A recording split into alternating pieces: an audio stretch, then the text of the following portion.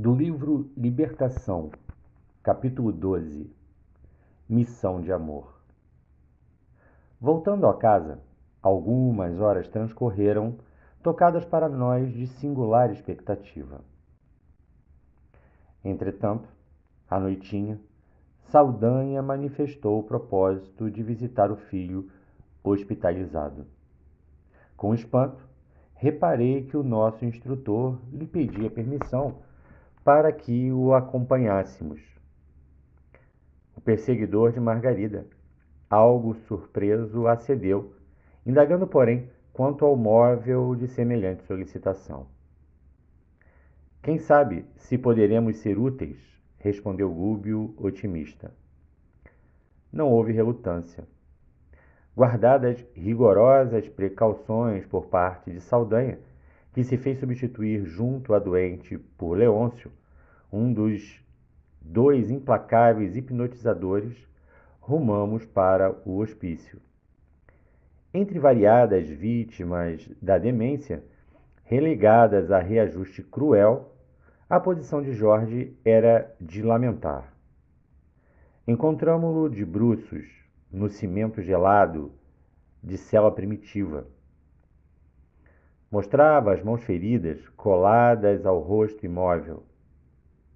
O genitor, que até ali se nos afigurara impermeável e endurecido, contemplou o filho com visível angústia nos olhos velados de pranto e elucidou com infinita amargura na voz.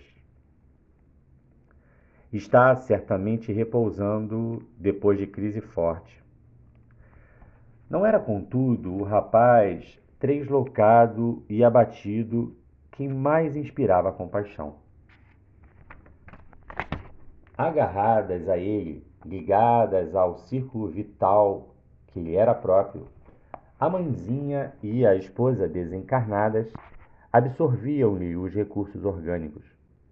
Jaziam igualmente estiradas no chão, letárgicas, quase como se houvessem atravessado violento acesso de dor.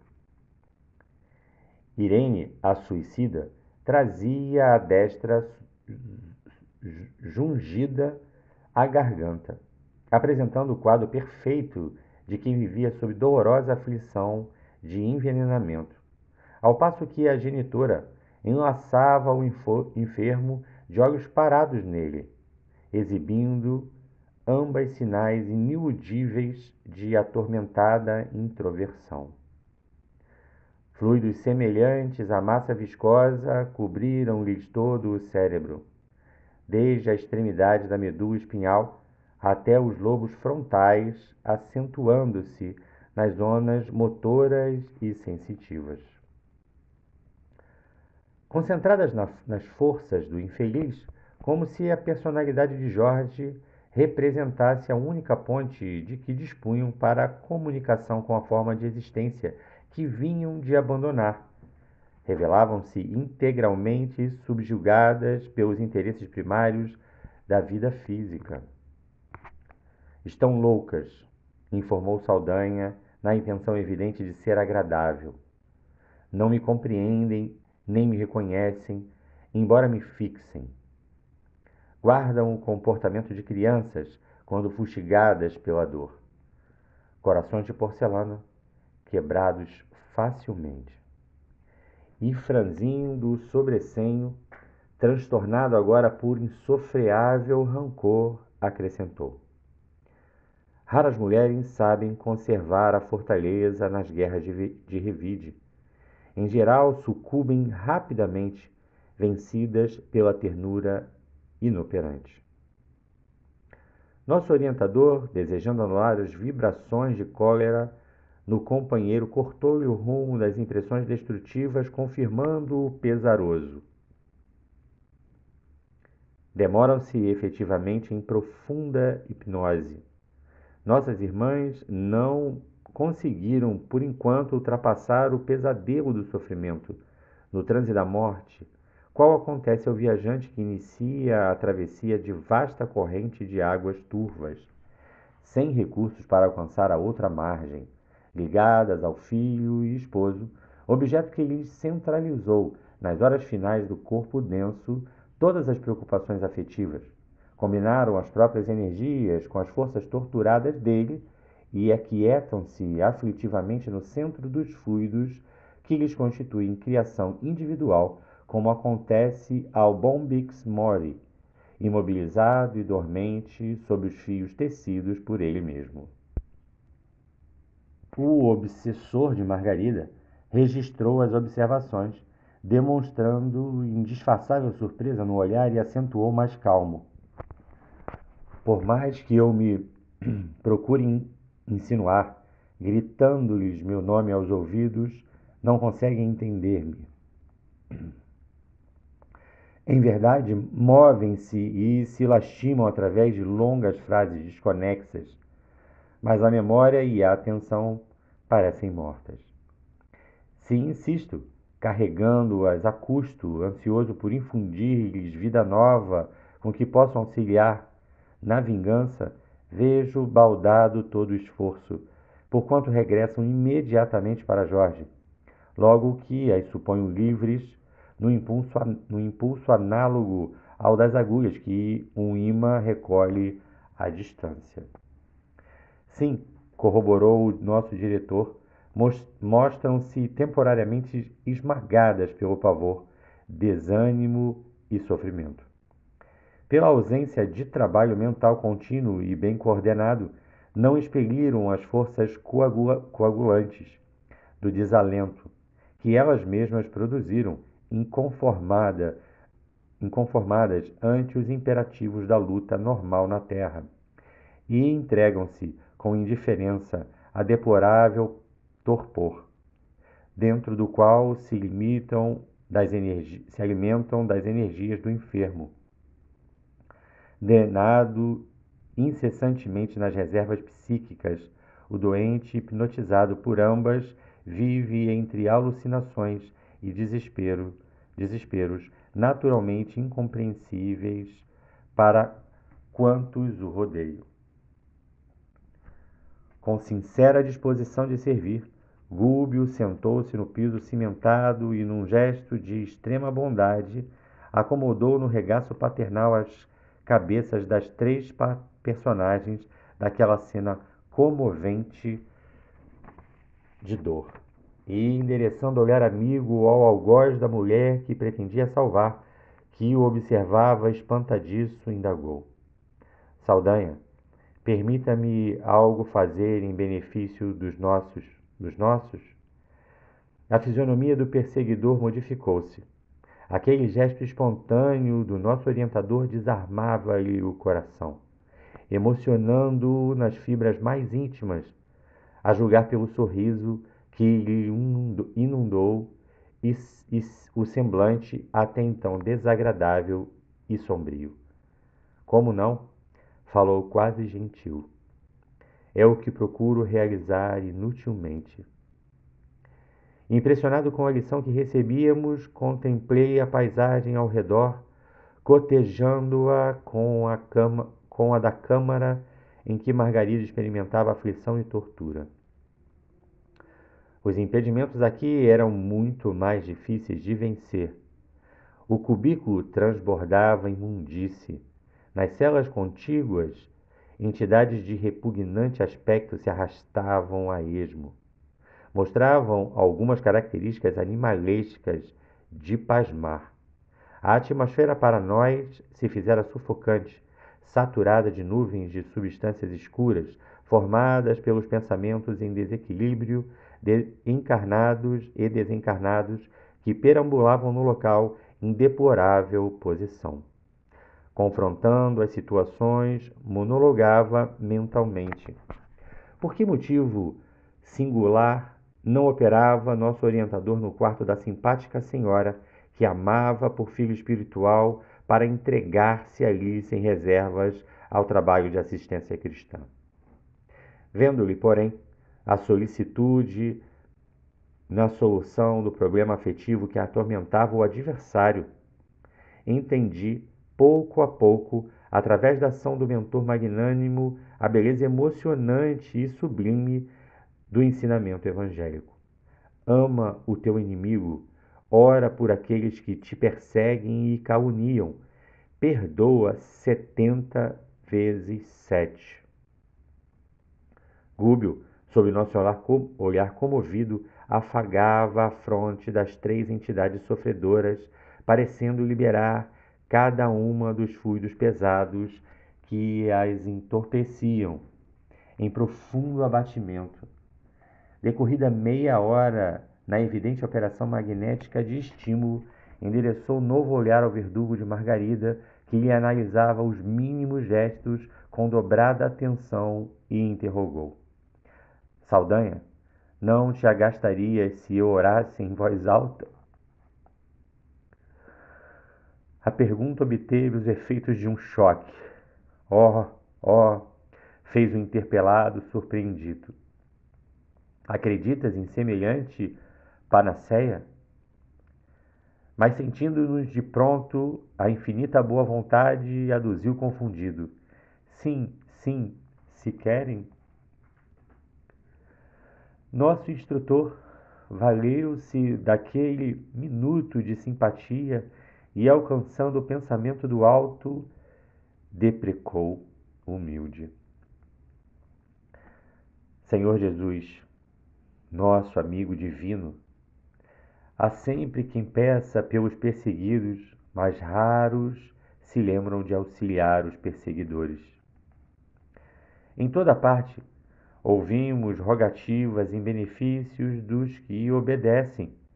Entretanto, é difícil surpreendermos uma súplica em favor dos que administram. Há muitos que rogam pelos fracos, para que sejam a tempo socorridos. No entanto, raríssimos corações imploram concurso divino para os fortes, a fim de que sejam bem conduzidos. Senhor, tua justiça não falha. Conheces aquele que fere e aquele que é ferido. Não julgas pelo padrão de nossos desejos caprichosos, porque o teu amor é perfeito e infinito. Nunca te inclinaste tão somente para os cegos, doentes e desalentados da sorte, porque amparas na hora justa os que causam a cegueira, a enfermidade e o desânimo. Se salvas em verdade as vítimas do mal, buscas igualmente os pecadores, os infiéis e os injustos. Não menoscabaste a jactância dos doutores e conservaste amorosamente com eles no templo de Jerusalém. Não condenaste os afortunados, e sim abençoaste-lhes as obras úteis. Em casa de Simão, o fariseu orgulhoso, não desprezaste a mulher transviada, ajudaste-a com fraternas mãos. Não desamparaste os malfeitores, aceitaste a companhia de 2 ladrões no dia da cruz. Se tu, mestre, o mensageiro imaculado, assim procedeste na terra, quem somos nós, espíritos endividados, para amaldiçoarmos-nos uns aos outros? Acende em nós a claridade de um entendimento novo. Auxilia-nos a interpretar as dores do próximo por nossas próprias dores. Quando atormentados, faze-nos sentir as dificuldades daquele que nos atormentam, para que saibamos vencer os obstáculos em teu nome, misericordioso amigo. Não nos deixes sem rumo, relegados à limitação dos nossos próprios sentimentos. Acrescenta-nos a fé vacilante, descortina-nos as raízes comuns da vida, a fim de compreendermos finalmente que somos irmãos uns dos outros. Ensina-nos que não existe outra lei fora do sacrifício, que nos possa facultar o anelado crescimento para os mundos divinos. Impele-nos a compreensão do drama redentor a que nos achamos vinculados. Ajuda-nos a converter o ódio em amor, porque não sabemos, em nossa condição de inferioridade, se não transformar o amor em ódio, quando os teus desígnios se modificam a nosso respeito. Temos o coração chagado e os pés feridos na longa marcha através das incompreensões que nos são próprias. E nossa mente, por isto, aspira ao clima da verdadeira paz, com a mesma aflição porque o viajor extenuado no deserto anseia por água pura. Senhor, infunde-nos o dom de nos ampararmos mutuamente. Beneficiaste os que não creram em ti, protegeste os que te não compreenderam, ressurgiste para os discípulos que te fugiram, legaste o tesouro do conhecimento divino aos que te crucificaram e esqueceram. Por que razão nós outros, míseros vermes do lodo, ante uma estrada celeste, quando comparados contigo, recearíamos estender dadivosas mãos aos que não entendem ainda? O instrutor imprimira tocante inflexão nos últimos lances da rogativa. Eló e eu tínhamos os olhos turvos de lágrimas, tanto quanto Saldanha, que recuara aterrado para um dos ângulos escuros da cela triste. Gúbio transformara-se gradualmente. As vibrações vigorosas daquela súplica que arrancara ao próprio coração expulsaram as partículas obscuras de que se havia tocado quando penetrávamos a colônia penal em que conhecéramos Gregório, e sublimada luz brilhava-lhe agora no semblante que o pranto de amor e compulsão irisava com intraduzível beleza. Parecia ocultar desconhecido alampadário no peito e na fronte que despediam raios luminosos de intenso azul, ao mesmo tempo que formoso fio de claridade incompreensível o ligava com o alto perante nosso aturdido olhar. Fim do intervalo, fez-se incendir toda a luminosidade que o envolvia sobre as três criaturas que asilava no regaço e exorou: é para eles, Senhor, para os que repousam aqui em densas sombras, que te suplicamos a bênção. Desata-os, Mestre da caridade e da compaixão. Liberta-os para que se equilibrem e se reconheçam. Ajuda-os a se aprimorarem nas emoções do amor santificante, olvidando as paixões inferiores para sempre. Possam eles sentir-se o desvelado carinho, porque também te amam e te buscam inconscientemente, embora permaneçam supliciados no vale fundo de sentimentos escuros e degradantes. Nesse ponto, o orientador interrompeu-se.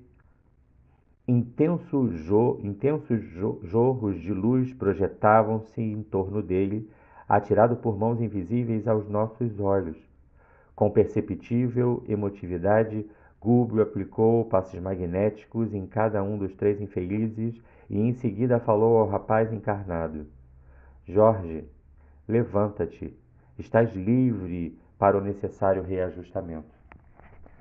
O interpelado arregalou os órgãos visuais, parecendo acordar de pesadelo angustioso. Inquietação e tristeza desapareceram-lhe do rosto celeremente. Num impulso maquinal, obedeceu à ordem recebida, erguendo-se com absoluto controle do raciocínio. A interferência do benfeitor quebrara os elos que o prendiam às parentas desencarnadas, liberando-lhe a economia psíquica. Presenciando o acontecimento, Saldanha gritou em lágrimas: Filho, filho, meu filho, meu filho! O doente não registrou as exclamações nascidas do entusiasmo paterno, mas procurou o leito singelo onde se aquietou com inesperada serenidade.